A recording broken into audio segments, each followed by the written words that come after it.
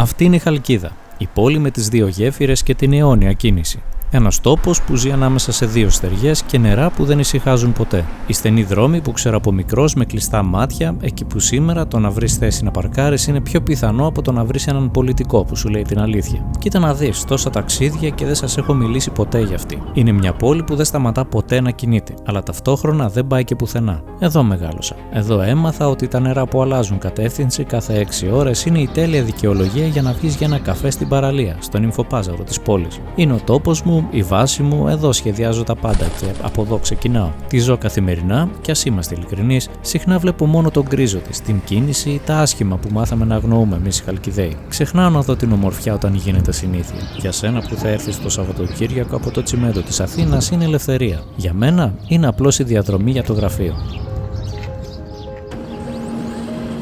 Εδώ πρέπει να είμαι παραγωγικός, να σχεδιάζω, να χτίζω. Είναι αυτό που πληρώνει τα ταξίδια, αλλά και ο λόγος που νιώθω συχνά την ανάγκη να το σκάσω. Σήμερα το ημερολόγιο χάνει τη μάχη. Αυτό το σχέδιο είναι έτοιμο, οπότε στο κεφάλι μου ο Αύγουστος έχει ήδη ξεκινήσει. Φέτος σχεδιάζω κάτι μεγάλο για το καλοκαίρι. Κάτι που περιλαμβάνει πολλά χιλιόμετρα, σύνορα, βουνά, θάλασσες, λίμνες, φαράγγια, τα γνωστά δηλαδή. Και θα σας πάρω μαζί μου όλο αυτό το διάστημα της προετοιμασίας. Αλλά το σώμα ζητάει μια ανάσα, τώρα. Οπότε, αποστολή εξετελέστη. Ένα καταφύγιο στα βουνά, καινούριος εξοπλισμός για δοκιμή, ο χάρτης και φύγαμε. Ένα τριήμερο για να δοκιμάσω εξοπλισμό. Δεν είναι απλά μια βόλτα, είναι η αρχή της προετοιμασίας μου. Γιατί αν μείνω εδώ να κοιτάζω την οθόνη και εσείς θα βαρεθείτε και δεν θα αρέσει καθόλου στο συνεργάτη μου.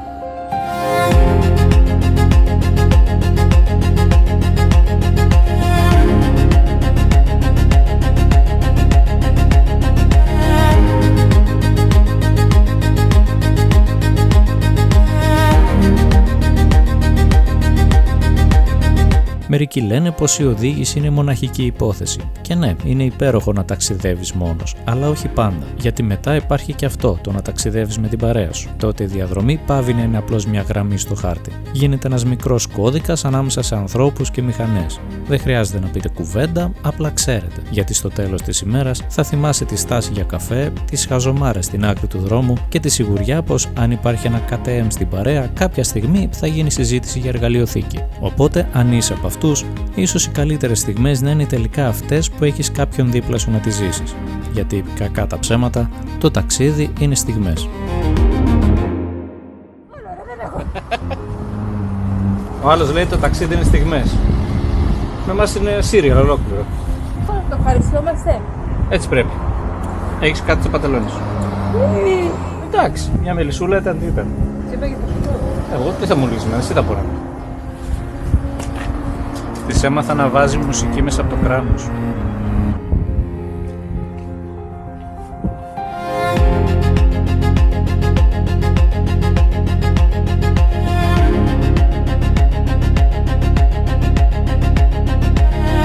Υπάρχει λόγος που κανείς δεν βγάζει μοτοσέλφι στο Θεσσαλικό κάμπο. Εδώ η Θεσσαλία, αν εμφανιστεί λόφος, πιθανότατα να τον δηλώσουν στην Google ως αξιοθέατο. Οπότε ευτυχώς υπάρχει καλαμπάκα. Από εδώ και μετά επιτέλους ξυπνάς. Ο δρόμος αρχίζει να ανεβαίνει, οι στροφές επιστρέφουν και η μοτοσικλέτα σταματά να νιώθει σαν οικιακή συσκευή. Μπροστά βρίσκεται η γνωστή διαδρομή της Κατάρας. Σήμερα όμως δεν θα την ανέβουμε γιατί υπάρχει σοβαρή πιθανότητα ο δρόμος να είναι ακόμα κλειστός από το χειμώνα. Οπότε αναγκαστικά ξανά στην Εθνική. Μια διαδρομή τόσο άψυχη που ακόμα και οι πινακίδες μοιάζουν να έχουν παραιτηθεί από τη ζωή. Αλλά τουλάχιστον μας έφερε πιο γρήγορα προς την Παμβότιδα. Και κάπου εκεί επιτέλους το τοπίο αρχίζει να θυμίσει road trip αντί για γεωπονική πρακτική άσκηση. Και μετά συνεχίζεις, γιατί πιο πάνω μέσα σε αυτά τα βουνά η διαδρομή αρχίζει να βαραίνει. Όχι από δυσκολία, αλλά από ιστορία.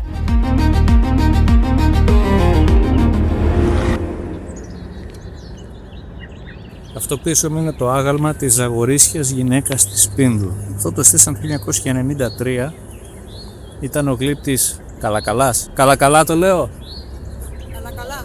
Με 2 λάμπες στο τέλος. Με 2 λόγους στο τέλος.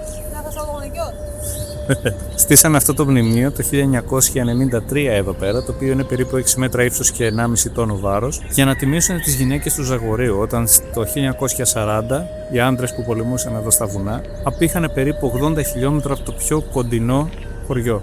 Και εκεί που δεν μπορούσαν τα γέρικα άλογα και τα γαϊδούρια να φτάσουν, οι γυναίκες του Ζαγορείου πήραν αυτές όλα αυτά τα που χρειαζόντουσαν αυτοί που πολεμούσαν και τα φέραν οι ίδιες εκεί, οπότε είχαν πλέον ό,τι χρειαζόντουσαν για να πολεμήσουν τους Ιταλούς και έτσι καταφέρανε και νικήσαμε αυτόν τον πόλεμο και οι Ιταλοί που χώρισαν. Στη μνήμη λοιπόν αυτών και για την τιμή τους στήσαν αυτό. Όσο για τη θέα από εδώ, άντε γεια.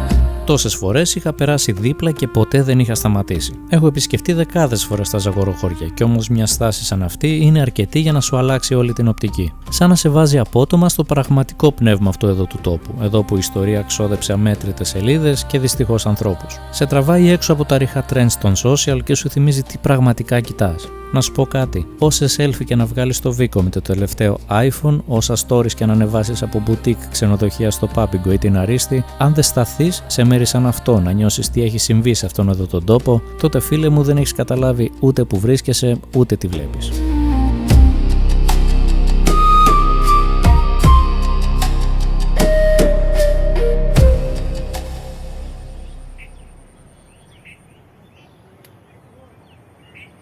Τείνουμε να το κάνουμε παράδοση, δεύτερη συνεχόμενη χρονιά, στο ίδιο μέρος, στο ίδιο ξενοδοχείο παρακαλώ, και με πρόγραμμα που δεν ξέρω τι είναι. Ουσιαστικά απλά ήθελα να φύγω λίγο από την πόλη. Εκμεταλλευτήκαμε λίγο αυτό τώρα το τριήμερο του Πάσχα, να φύγουμε, να καθαρίσει λίγο το μυαλό, να οργανωθούμε για το καλοκαίρι, γιατί αυτό που σχεδιάζουμε το καλοκαίρι είναι αρκετά μεγάλο. Χρειάζεται πολύ καλή οργάνωση, χρειάζεται να είναι όλα τα πράγματα στη θέση τους, ώστε να βγει έτσι όπως το έχουμε τουλάχιστον στο μυαλό μας. Η αλήθεια είναι πως έχουμε ακόμα μπροστά μας κάποιο καιρό, αλλά των φρονίμων τα παιδιά πριν πεινάσουν δεν πεινούσαν. Θα τα αφήσουμε όμως λίγο αυτό στην άκρη, γιατί εδώ πλέον ήρθαμε ένα τριήμερο να απολαύσουμε τα ζαγοροχώρια, τη Βάλια Κάλντα, το Βίκο, οτιδήποτε προκύψει, δεν ξέρω τι ακριβώς θα προκύψει. Το μόνο σίγουρο είναι ότι εδώ θα βρούμε πολύ ωραίο φαγητό, θα βρούμε πάρα πολύ καλούς ανθρώπους και εξαιρετικά τοπία. Κυρίες και κύριοι, καλώς ήρθατε στα ζαγοροχώρια.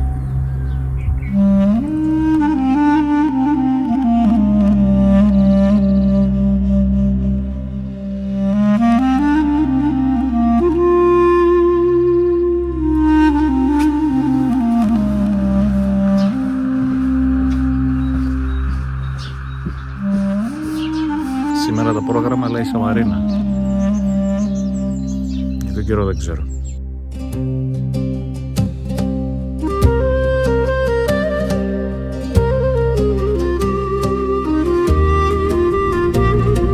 Σήμερα πάμε σε ένα μέρος το οποίο προσπάθησα να πάω πρόπερση.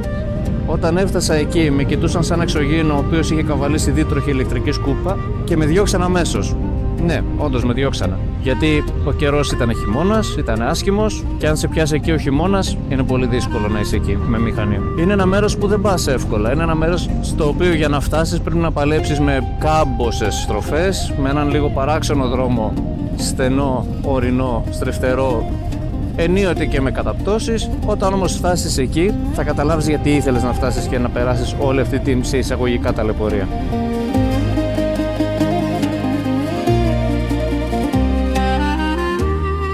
Έχει πλάκα αυτή η λέξη όταν μιλάμε για ταξίδια, ταλαιπωρία. Για κάποιους αυτό είναι οι στενοί δρόμοι, οι αμέτρητες στροφές, οι ώρες πάνω στη σέλα και η έλλειψη άνεσης. Και κάπως έτσι αγοράζουν SUV διαστημόπλια 2 τόνων για να μην νιώσουν ποτέ τίποτα από αυτή τη διαδρομή. Σεβαστό.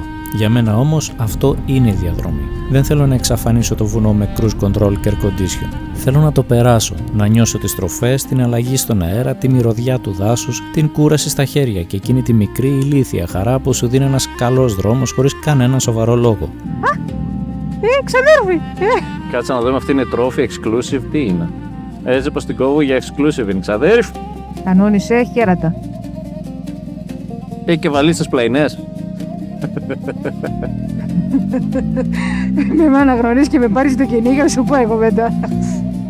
Και νιώθω τυχερός που μπορώ να το ζήσω πάνω σε 2 ρόδες. Ειδικά γιατί ξέρω ότι πολλοί άνθρωποι το θέλουν αλλά δεν μπορούν. Και μέσα από αυτά τα βίντεο προσπαθώ να τους πάρω μαζί μου, συνεπιβάτες. Γιατί στο τέλος δεν θυμάσαι πόσο άνετα έφτασες κάπου. Θυμάσαι τη διαδρομή που σε έφερε μέχρι εκεί.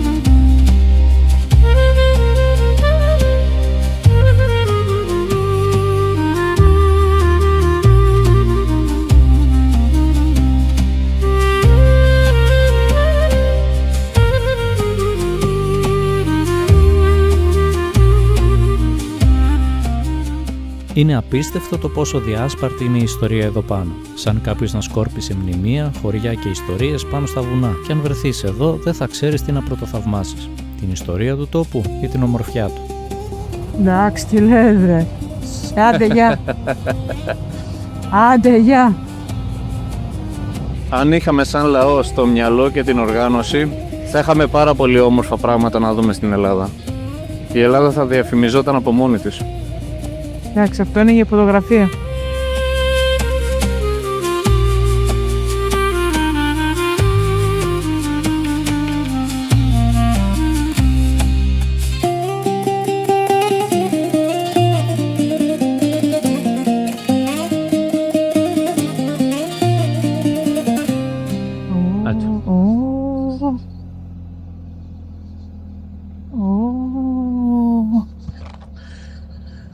Αυτό είναι το γεφύρι της Κόνιτσας, για να σου θυμίζει ότι 150 χρόνια πίσω τι χτίζανε τότε.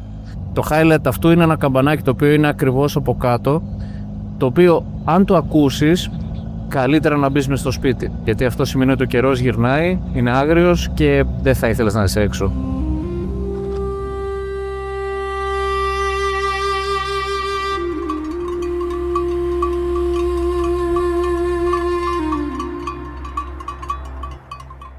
Η Κόνιτσα είναι για πολλούς το βορειότερο σημείο στη διαδρομή τους. Από εκεί και μετά θα κυκλώσουν την Τύμφη ή θα γυρίσουν προς το φαράγγι του Βίκου, το Πάπιγκο και το Εθνικό Πάρκο ΑΟ. Αν τους πεις για πουρνιά ή τη φούρκα, οι περισσότεροι θα νομίζουν ότι είναι λέξεις που μόλις έβγαλες από το μυαλό σου.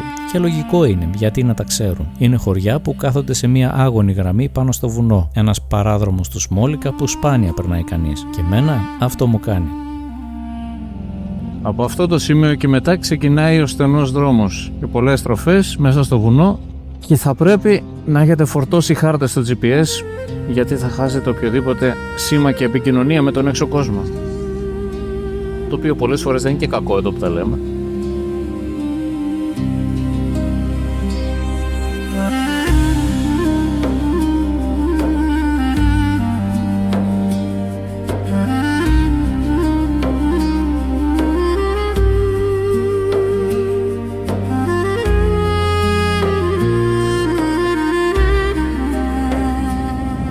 Όμορφο τοπίο, άγριο τοπίο.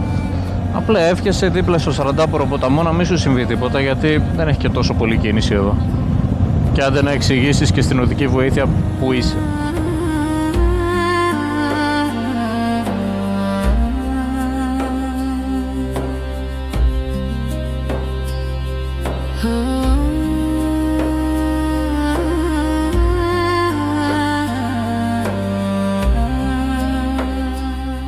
Ξέρεις, υπάρχει κάτι μοναδικό σε αυτούς τους όχι και τόσο γνωστούς δρόμους στα βουνά. Ίσως επειδή εδώ ο δρόμος υποτάσσεται απόλυτα στο ανάγλυφο της φύσης. Σαν αγκαλιάζει την κάθε ιδιοτροπία του, ακολουθεί ό,τι το επιτρέπει το βουνό και χάνεται μέσα σε αυτό. Εδώ τον δρόμο τον σχεδίασε πρώτα το ίδιο το βουνό και μετά οι άνθρωποι. Η αλήθεια είναι ότι είναι πανέμορφα. Είναι.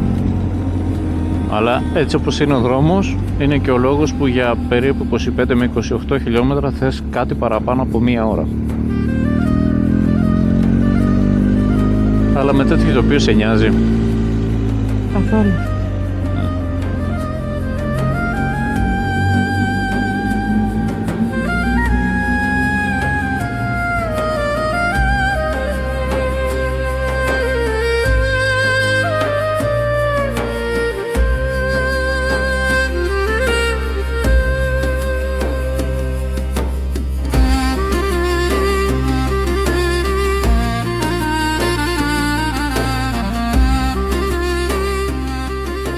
Πάντα έρχομαι σε δίλημμα πριν δείξω τέτοια μέρη. Γιατί απ' τη μία θέλω να τα μοιραστώ, να δείξω ότι υπάρχει και αυτή η Ελλάδα. Η πιο ήσυχη, η πιο άγρια, αυτή που κρύβεται λίγο πιο πέρα από τις γνωστές φωτογραφίες και τα μέρη που πρέπει οπωσδήποτε να δεις. Απ' την άλλη όμως, κάθε φορά που ένα άγνωστο μέρος γίνεται μόδα, κάτι αλλάζει. Ξαφνικά εμφανίζονται ουρές από αυτοκίνητα, κάμερες πάνω από κάθε κεφάλι και άνθρωποι που ήρθαν μόνο για να ανεβάσουν μια φωτογραφία που να λέει «Ήμουν κι εγώ εδώ». Και κάπου εκεί το μέρος αρχίζει σιγά σιγά να χάνει τον εαυτό του. Οπότε πραγματικά δεν ξέρω ποιο είναι το σωστό. Να δείχνεις αυτά τα μέρη στον κόσμο ή να τα αφήνεις κρυμμένα λίγο ακόμα για εκείνους που είναι διατεθειμένοι να ψάξουν λίγο πιο πέρα από την εικόνα που βλέπουν όλοι.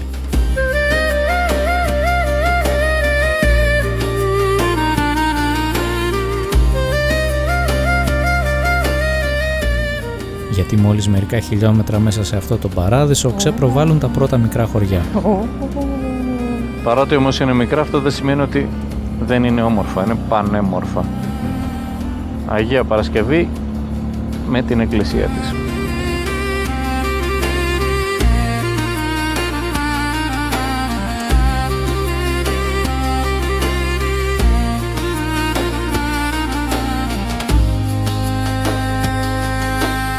Και μετά έρχεται το απότομο ανέβασμα προς το πάσο της φούρκας. Ο δρόμος αρχίζει να σκαρφαλώνει με αλλεπάλληλες φουρκέτες προς το όρος Δούσκο, έναν επιβλητικό ορεινό όγκο στα ελληνοαλβανικά σύνορα δυτικά της Κόνιτσας. Εδώ τα δέντρα αραιώνουν, η θέα ανοίγει προς κάθε κατεύθυνση και το βουνό αρχίζει να σου θυμίζει πόσο μικρός είσαι μέσα σε όλο αυτό. Κάπου εκεί, στα ταπεινά 1500 μέτρα. Αυτός είναι ο 40άπορος ποταμός που είδαμε ότι ανοίγει λίγο πιο κάτω.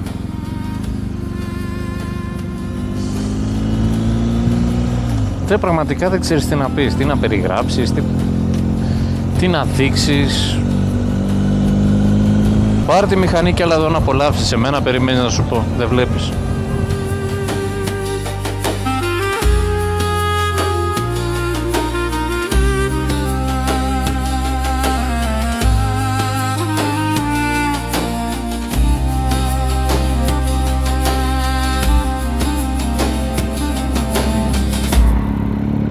Όπα και χιονάκι. Σιγά σιγά, μην πατήσουμε σε κανένα πάγο. Αλλά δεν έχει, στιγμές τον δρόμος. Έχει νερά όμως. Εντάξει, νερά, ναι.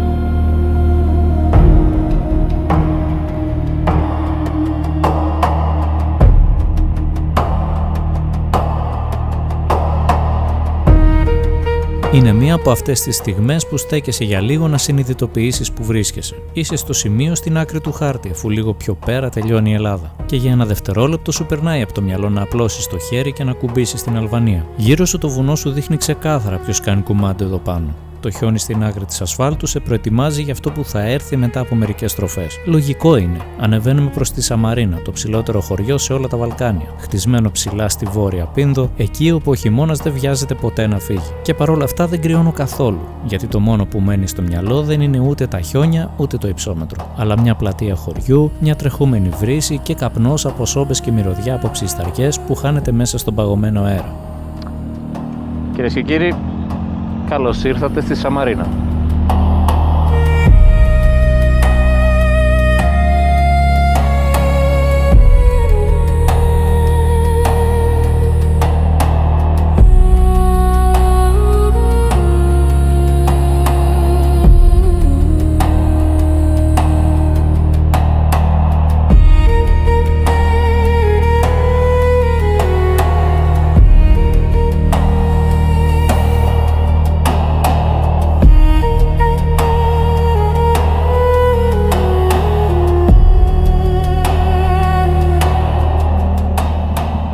Ελπίζω να περνάει ο δρόμος, και να μην κλείνει.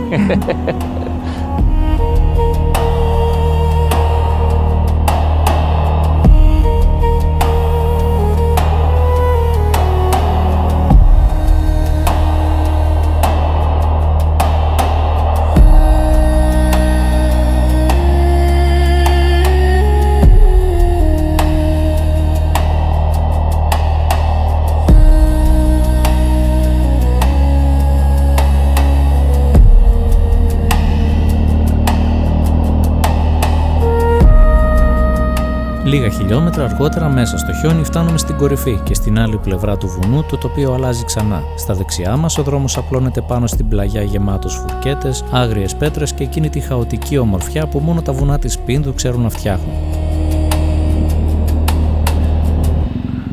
Αυτό είναι το Πάσο της Σαμαρίνας. Έχουμε τέτοια μέρη. Μπορεί να μην υπάρχει ως επίσημη ονομασία σε κανέναν χάρτη, αλλά έτσι το λένε πολλοί που έχουν περάσει από εδώ. Και δικαίως, γιατί αν αυτή η διαδρομή βρισκόταν κάπου στις Άλπεις, τώρα θα έχει απ' έξω ουρά από μηχανές, ντρόουν και αναβάτες με τζάκετ 3 μισθών να φωτογραφίζουν κάθε στροφή. Και ειλικρινά ελπίζω κάποια στιγμή η προσπάθεια που ξεκίνησε για την ανάδειξη και οργάνωση των ορεινών περασμάτων της χώρας να συμπεριλάβει και αυτό εδώ το μέρος. Γιατί τέτοιοι δρόμοι δεν αξίζουν απλώς να υπάρχουν, αξίζουν να τους θυμούνται. Τι λες ρε φίλε, κοίτα εδώ. Κοίτα εικόνες, κοίτα χρώματα. Το Πάσο της Σαμαρίνας μπορεί να μην είναι τόσο γνωστό όσο είναι κάποια άλλα πάσα όπως είναι του Μπάρου, αλλά δεν νομίζω ότι του λείπει κάτι από την ομορφιά. Ίσα ίσα είναι υπέροχο.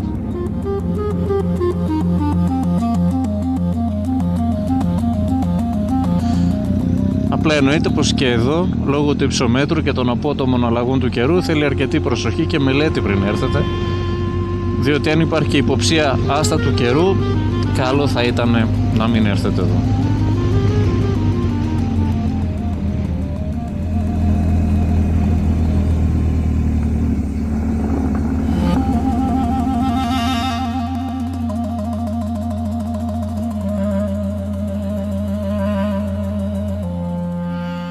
Η Σαμαρίνα είναι από αυτά τα μέρη που δύσκολα πιστεύεις ότι υπάρχουν ακόμα έτσι όπως είναι. Ένα τεράστιο βλαχοχώρι χωμένο μέσα στα έλατα, σχεδόν στα 1500 μέτρα, με βουνό παντού γύρω σου και την αίσθηση ότι ο χειμώνας εδώ ποτέ δεν φεύγει τελείως. Και έχει αυτή την περίεργη βαρύτητα σαν μέρος. Σαν να μην χτίστηκε για τουρισμό, αλλά επειδή κάποιοι άνθρωποι αποφάσισαν να ζήσουν πραγματικά εδώ πάνω. Το γυνάτι 2 χρόνων. Από εκείνη την ημέρα πραγματικά μου είχε κάτσει γιατί δεν μπόρεσα να μείνω εδώ. Σήμερα ήρθα σίγουρα με καλύτερες συνθήκες και η μυρωδιά σου σπάει τη μύτη.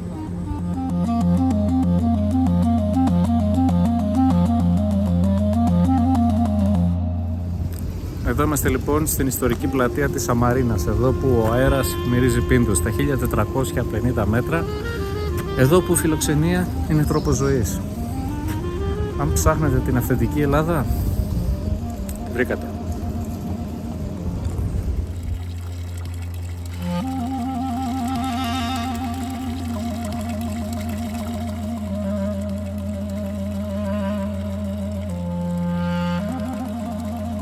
Πάμε να δούμε τώρα και τι φαγητό θα φιλοξενήσουμε στο στομάχι μας. Όσο και το φαγητό, μετά από τέτοιο δρόμο το μόνο που θες είναι κρέας και φωτιά. Και η Σαμαρίνα αυτό ακριβώς κάνει. Προβατίνα, παϊδάκια, κοντοσούβλια και μερίδες που έρχονται λες και ταΐζουν ξυλοκόπους. Οι τιμές έχουν τσιμπήσει αρκετά πλέον, δεν θα πω ψέματα. Αλλά όταν κάθεσαι στην πλατεία με κρύο αέρα, καπνό από τις ψισταριές και μυρωδιά από τα ξύλα να καίγονται γύρω σου, δεν σε νοιάζει και πολύ. Έπαθα να κατευθείς με τις τιμές, αλλά εντάξει. Όταν έλεγες για το τοστάκι κάτι ήξερες, κάτι έβλεπες μπροστά. Ναι.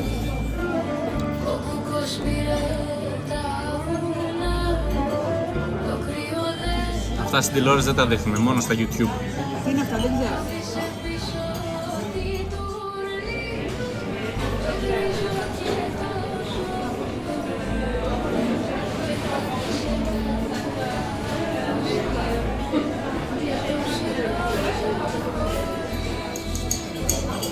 Σου άρεσε η διαδρομή? Ξαναπάμε? Θα πήγαινες? Ρωτάς, αλήθεια τώρα. Στο γυρισμό έχουμε άλλη διαδρομή, τελείως διαφορετική. Εθνική. Όχι. Είναι κάτι γκρεμί από κάτω, κάτι βράχια από πάνω, κάτι πρασινάδες που σε σκεπάζουν, κάτι μικρά πέτρινα χωριά. Αυτά τα άσχημα.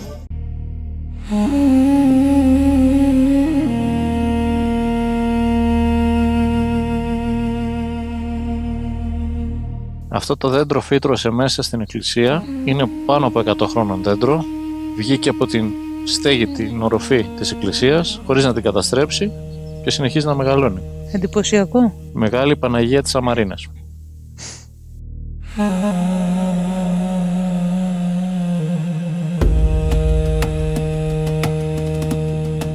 Φεύγοντας από τη Σαμαρίνα, έχεις αυτή την περίεργη αίσθηση που σου αφήνουν μόνο τα πολύ ορεινά μέρη. Σαν να απομακρύνεσαι από κάτι πιο άγριο και πιο αληθινό από αυτό που έχουμε συνηθίσει χαμηλά. Ο δρόμος στενός, γεμάτος μπαλώματα και στροφές με χιονισμένες κορυφές να σε κοιτάζουν από απέναντι. Μπροστά μας το χιονοδρομικό κέντρο Βασιλίτσας, και όσο πλησιάζουμε, το τοπίο γίνεται σχεδόν απόκοσμο. Με το χιόνι να σκεπάζει τα πάντα γύρω και τον δρόμο να μοιάζει σαν μια λεπτή γραμμή που κάποιος άφησε επίτηδες ανοιχτή μέσα στο βουνό.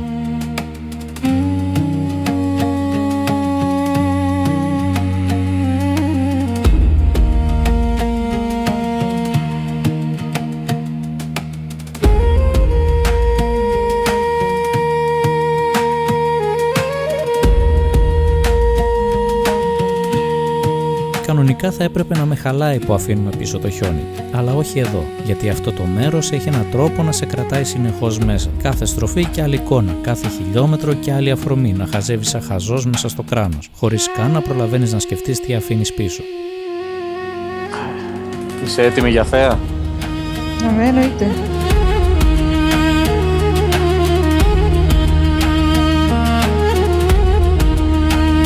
Χαίρετε!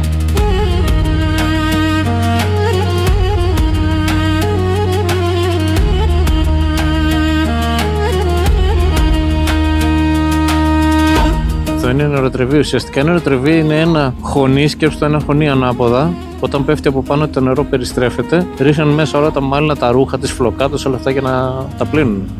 Μετά τα ρούχα τα παίρναν και τα βάζαν στο μαντάνι, ο οποίος ήταν ένας ψηλοσύνθετος μηχανισμός, και με έναν άξονα, την περιστροφή ενός άξονα, υπήρχαν κάποια πράγματα σαν πιστόνια, κόπανοι, όπως θέλετε πείτε το, που χτυπούσαν τα ρούχα τα μάλινα σε τέτοιο σημείο που ουσιαστικά η πλέξη των μάλινων γινόταν τόσο σφιχτή που γινόντουσαν και αδιάβροχα. Γι' αυτό τότε τα ρούχα τους αντέχανε πολύ περισσότερο στη βροχή από τα δικά μας. Ήταν πιο αδιάβροχα. Παράξενο χωριό αυτό το αντίστατο, λίγο χωρίς έτσι χαρακτήρα, είναι λίγο ψηλό ό,τι να είναι.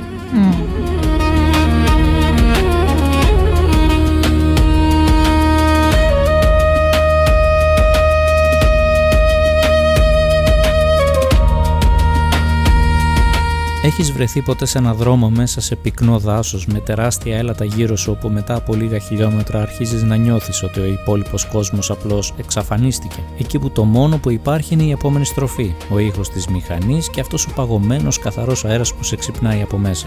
Αυτός εδώ είναι ένας τέτοιος δρόμος. Αν βρεθείτε εδώ, μην πάρετε τον εύκολο. Θα διαλέξετε τον πιο στριφτερό, αυτόν που χάνεται μέσα στην καρδιά του βουνού και καταφέρνει να κάνει μια διαδρομή 80 χιλιόμετρων, ένα ολόκληρο ταξίδι 3 ωρών. Γιατί πολύ απλά, όσο το δάσος κλείνει γύρω σου, τόσο ανοίγει το κεφάλι σου, ένα παράξενο πράγμα. Και ποιος ξέρει, κι αν είστε και τυχεροί, μπορεί μέσα σε όλα αυτά να πετύχετε και κανένα μικρό ζωάκι να σας κοιτάει μέσα από το δάσος. Εδώ πάνω άλλωστε δεν είμαστε μόνοι μας. Αρκούδα, την είδες? Και είναι μικρό, δεν είναι μεγάλο. Εντάξει. Την είδα, λέει. Γιατί σε έσφιξα, νομίζεις, κακομοίρη μου? Ορίστε που έλεγες δεν έχουμε δει, ορίστε.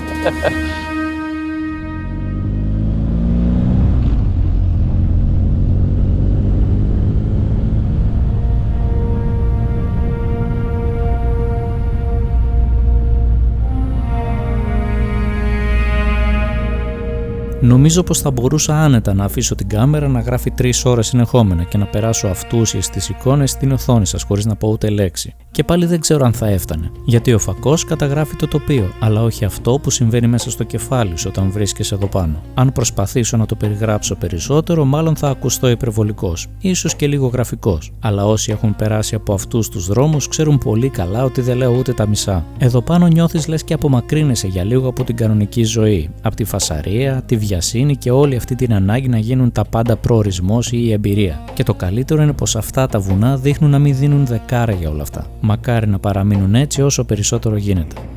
Πες μου, τόσες εναλλαγές τοπίων σε μία και μόνο διαδρομή, πόσες φορές έχεις δει?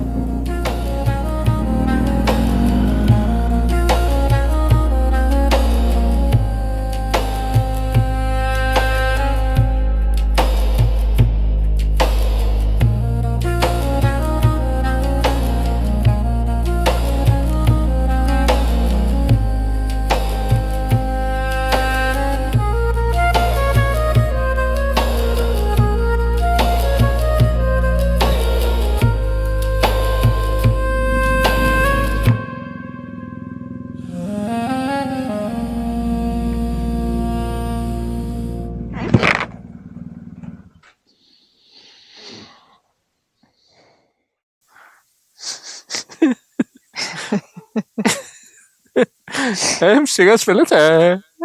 Δεν φταίω εγώ, είχε ανάχωμα. Ανάχωμα.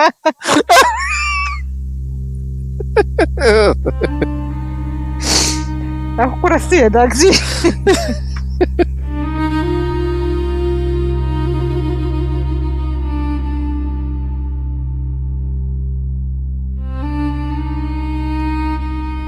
Τι θέλεις βρε? Έλα πάμε. Πάμε Τρικάβαλο, μηχανή. Πάμε Σαμαρίνα. Πάδες, πού θες? Βούσα. Θα έχεις δει.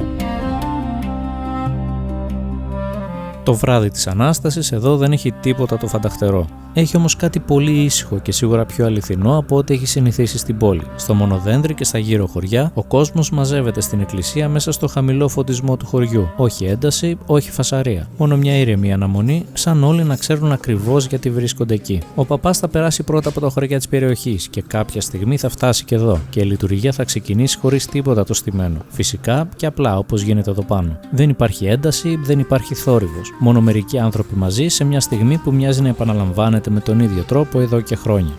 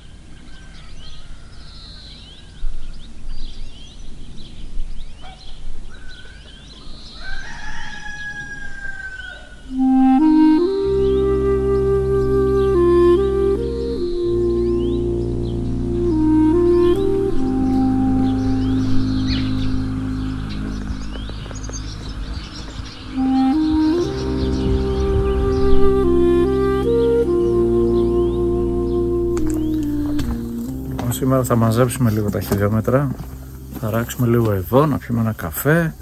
Αν μας μυρίσει και λίγο από σούβλα, κάτι θα κάνουμε. Έτσι τα σουβλιά, έτσι. Έτσι.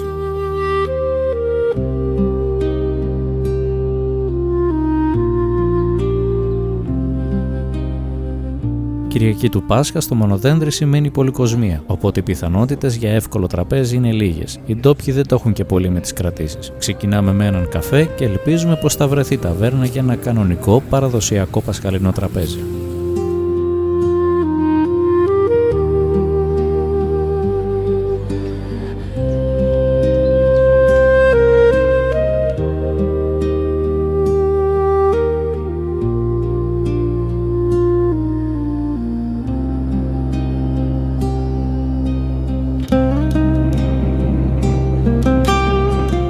Να χάσουμε τέτοιο πρωινό, τέτοια ελαστικά αυγουλάκια έχεις ξαναφάει, να τρίζουν τα δόντια σου από καθαριότητα. Αυτές οι κότες, ρε παιδί μου, είναι τόσο καθαρές που τρίζει και τα αυγό.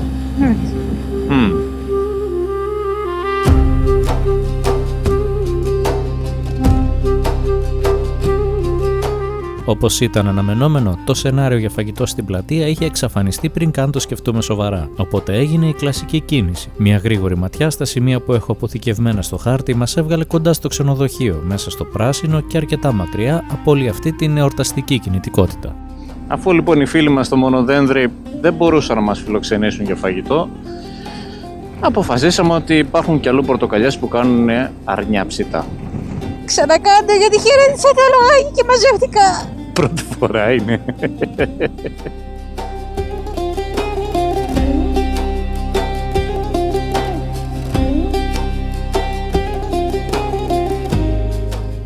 Έχουμε ξανάρθει εδώ. Όχι. Όχι. Όχι. Όχι για φαγητό, για στάση. Ούτε. Όχι.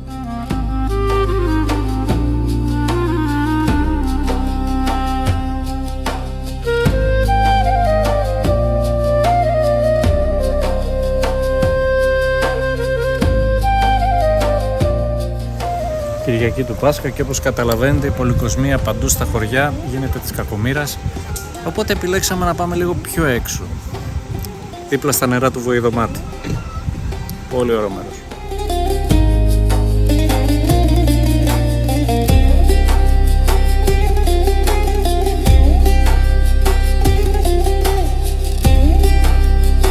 Σε αυτά τα ορεινά μέρη του Ζαγορείου το φαγητό είναι κομμάτι της ίδιας της ζωής του τόπου. Εδώ στο Μονοδένδρη και στα γύρω χωριά όλα ξεκινούν από μια παράδοση που έμαθε να επιβιώνει στο χρόνο. Το κρέας εδώ δεν χρειάζεται πολλά. Μόνο χαμηλή φωτιά, χρόνο και μια γνώση που δεν γράφτηκε ποτέ σε συνταγές αλλά πέρασε από γενιά σε γενιά. Χωρίς εντυπωσιασμούς, χωρίς περιτά, μόνο ουσία που φαίνεται στο πιάτο πριν καν το δοκιμάσεις.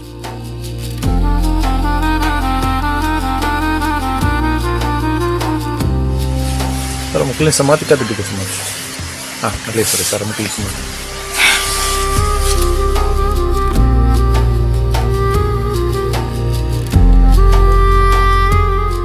Μετά το φαγητό προχωρήσαμε λίγο παρακάτω, σε έναν βατό χωματόδρομο δίπλα στο ποτάμι. Στο τέλος αυτού του δρόμου βρίσκεται η γέφυρα Κλειδονιάς, μια πέτρινη μονότοξη γέφυρα που στέκεται σαν φυσική πύλη προς το περίφημο φαράγγι του Βίκου. Σαν ένα σημείο που ο δρόμος ουσιαστικά σταματάει και δίνει τη θέση του στο ποτάμι, που συνεχίζει μόνο του προς το βουνό.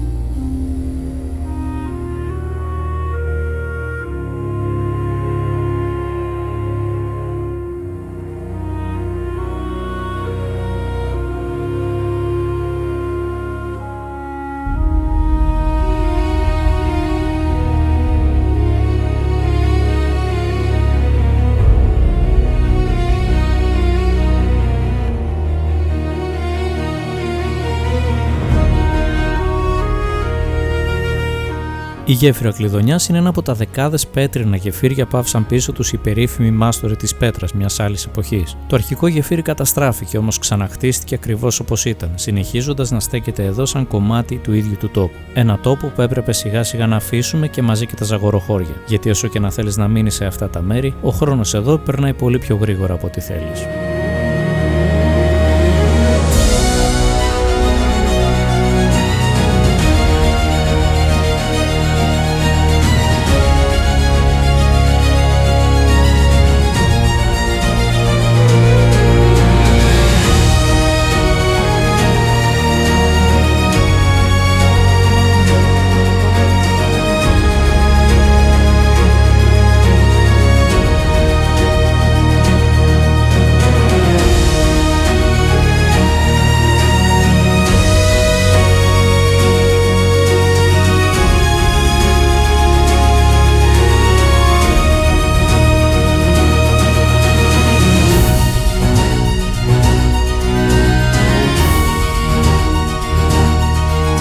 Βγαίνοντας από την Εθνική, η προγραμματισμένη στάση για καφέ είναι σε ένα από τα πιο γνωστά μέρη της Ελλάδας και υπάρχει λόγος γι' αυτό. Καλώς ήρθατε λοιπόν στο χωριό που ίσως είναι το μεγαλύτερο success story όλων των χωριών στην Ελλάδα. Όταν πριν από κάποια χρόνια, δύο οικογένειες, η μία είναι η Αβέροφ, αποφάσισαν να μετατρέψουν ένα μικρό χωριό σε κέντρο παραγωγής πολλών πραγμάτων, μεταξύ των οποίων και τυρί, το οποίο εξάγεται σε όλο τον κόσμο. Και από τότε αυτό το μέρος έγινε ουσιαστικά το κέντρο παραγωγής σε όλη την περιοχή, συσσόρευσε πλούτο οικονομικό, συσσόρευσε τουρισμό και αποτελεί ένα από τα σημάδια, ένα από τα σημεία αναφοράς σε όλη την περιοχή. Κυρίες και κύριοι, καλώς ήρθατε στο Μέτσοβο.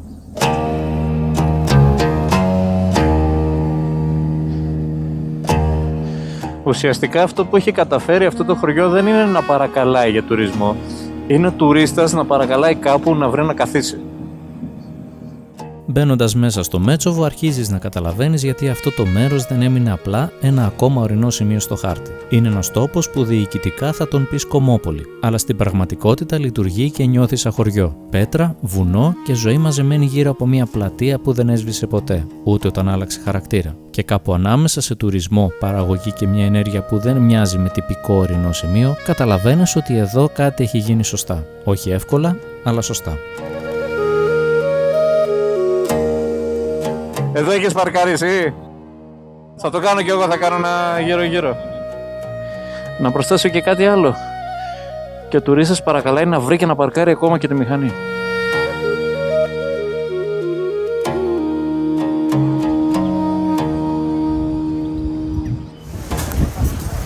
Και αυτό είναι το success story που σας έλεγα. Εδώ θα βρεις το αγροτικό και δίπλα θα βρεις μια BMW των 100.000 ευρώ. Και θα σε κάνουν να αγοράσεις μια γκλίτσα χωρίς πραγματικά να τη χρειάζεσαι. Απλά και μόνο για ενθύμα και θα την αφήσεις κάπου στο σπίτι.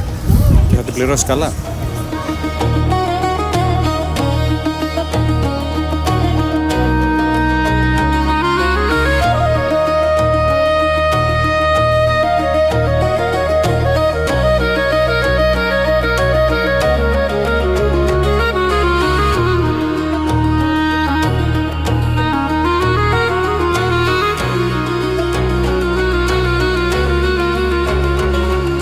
Και ταυτόχρονα με όλα αυτά, τα ρούχα σου μυρίζουν ψητό.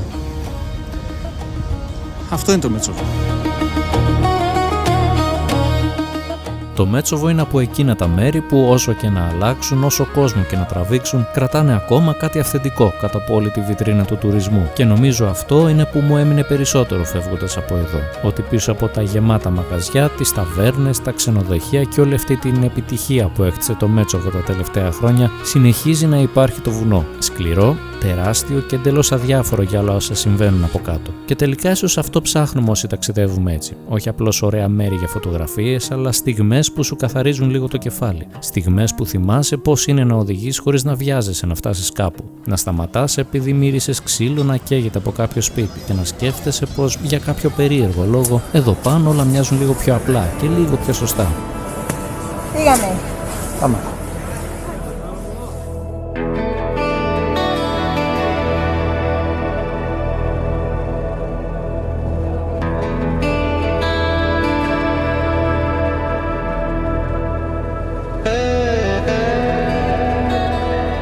Και ίσως το πιο όμορφο πράγμα στην Πίνδο είναι ότι δεν σου επιτρέπει ποτέ να χαλαρώσεις εντελώς. Εδώ πάνω ο καιρός αλλάζει χαρακτήρα από τη μία στιγμή στην άλλη. Ήλιος, καθαρός ουρανός και ξαφνικά ομίχλη τόσο πυκνή που νιώθεις σαν να μπήκες σε άλλο μέρος. Σαν το ίδιο το βουνό να σου θυμίζει πριν φύγεις ότι τον τελευταίο λόγο εδώ τον έχει πάντα αυτό.